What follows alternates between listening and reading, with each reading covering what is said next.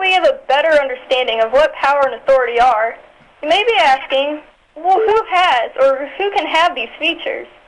You actually might be surprised to hear that anyone can have authority and anyone can have power.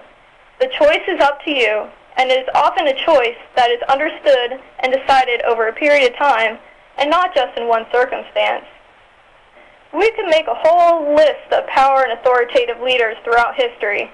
There are any number of CEOs, leaders of countries, teachers, soldiers, coaches, to name a few, that have exhibited power or authoritative leadership with the people around them. However, this isn't really our focus here today.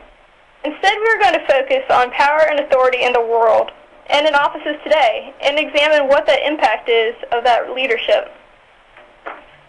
Some people think that in the office only managers can be leaders. However, this is not the case.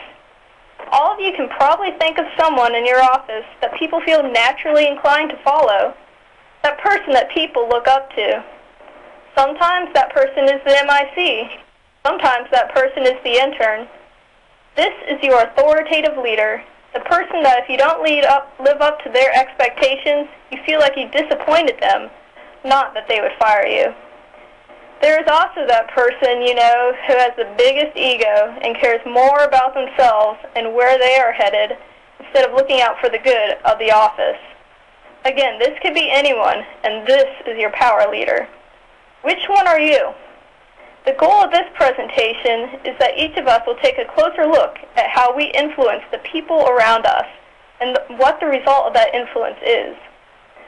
There are numerous people out there who do not consider themselves leaders when in fact they are. If you are a parent, then you are a leader. What about with a 2-year-old? You can exert power over them, sometimes with mixed results. But what about when they are 17? Would it not be easier to build an authoritative leadership with them when they are young, so that when they are as tall as you or taller, that they will still act in a respectable way? What about when a new SCEP or intern comes into the office?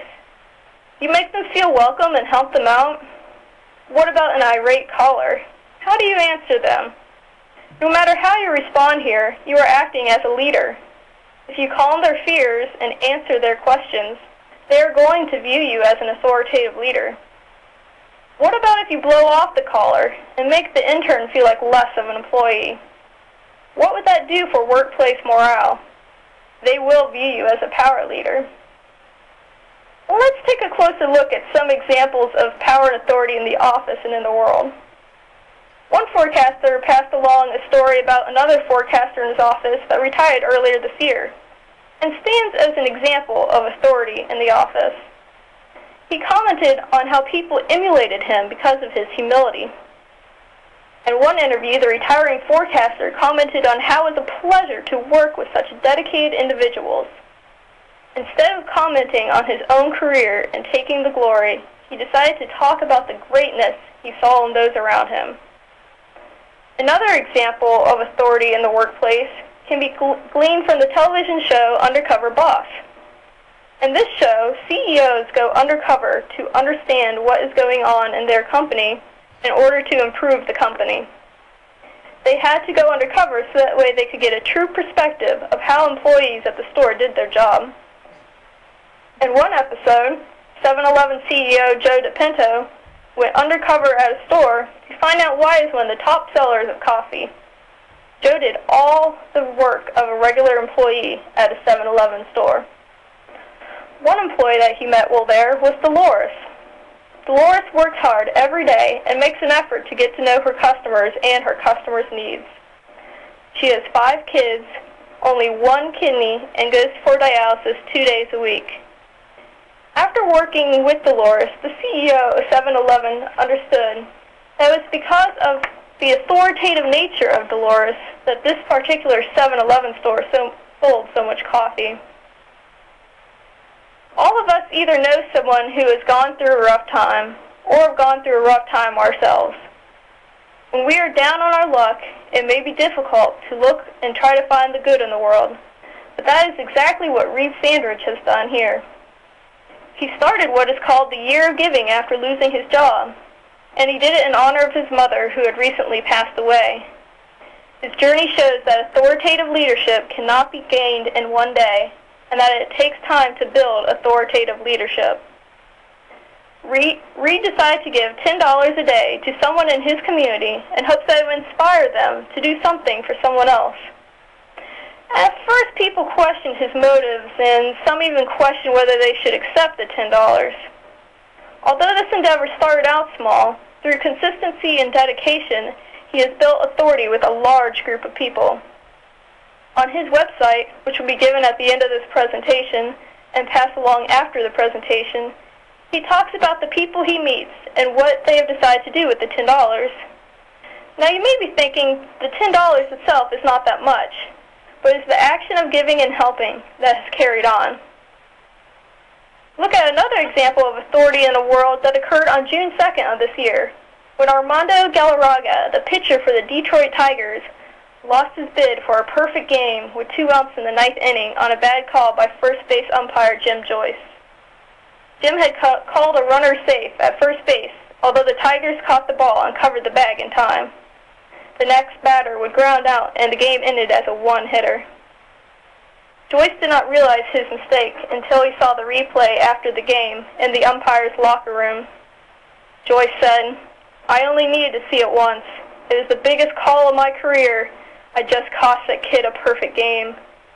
Later, Joyce in tears hugged Galarraga and apologized, and Galarraga appreciated the gesture. In an interview with Jim Joyce's cousin, Pat said, "Our whole family has been taught that when you make a mistake, you've got to step up. Our parents taught us that to earn what you get, you have to be truthful and honest." These examples show that although being an authoritative leader is not always the easiest thing to do, authoritative leadership does yield the most positive results. Now that we have looked at authority, let's take a look at power in the world and in the office. Power is often the easier and more cowardly way to lead, as we see in our chicken example here. When we think of power in the world, there are different world leaders that come to mind that will execute or send to jail anyone who goes against what they want. There have also been stories of unethical CEOs that destroy companies.